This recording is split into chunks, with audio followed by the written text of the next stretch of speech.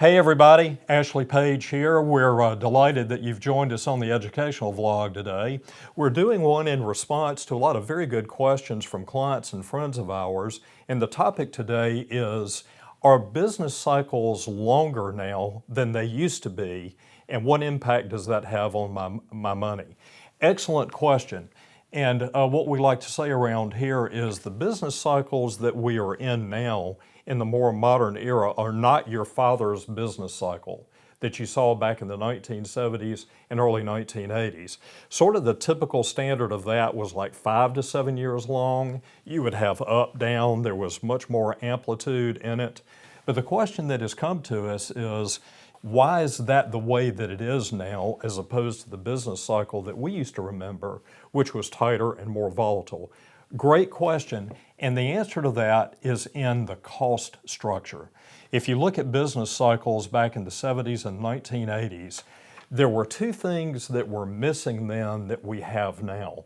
Number one is you did not have a large global supply chain. So it was a lot more difficult to control your cost, where you got your raw materials from, where you got your supplies from, and businesses had to guess at that a lot more than they do now. The other thing is too, and we're not judging the benefit of unions versus non-union, but back in the 1970s and the 1980s, there was a much more unionized environment. The environment that we're in now is much more right-to-work non-union. So that is the second factor, along with global supply chains, that have kept costs lower, more predictable, and what companies are able to do is that they can plan better for inventory.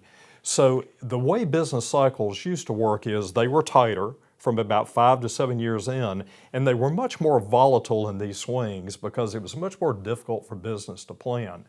Now business cycles are more expanded out and can run longer like they are doing right now into the 10th year because businesses can adjust and keep the risk amplitude much lower, mainly in these two cost factors. So that's the primary reason you can see a business cycle now be much longer, much more positive, and frankly beneficial for your portfolio.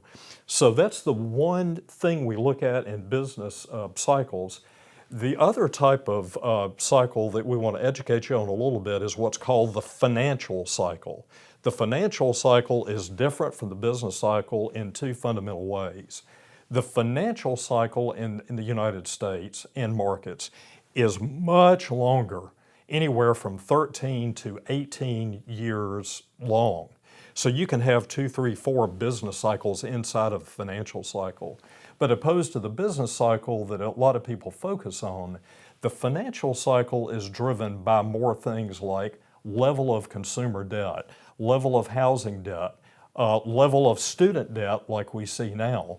So if you go back to 2008 and the upheaval in the market then, that was sort of the fall off of a financial cycle, not a business cycle. The business cycle during that time was actually fairly healthy, but the debt level had grown and grown and grown and grown in the financial cycle where it just sort of fell off a cliff a little bit. So those are the two types of cycles that you have within the economy that we track. And the main thing that you'll see now is that business cycles can be longer and much less volatile. The one that you have to watch over an extended period is the financial cycle because that's a lot of things that come in for non-corporate and business reasons that can cause a problem.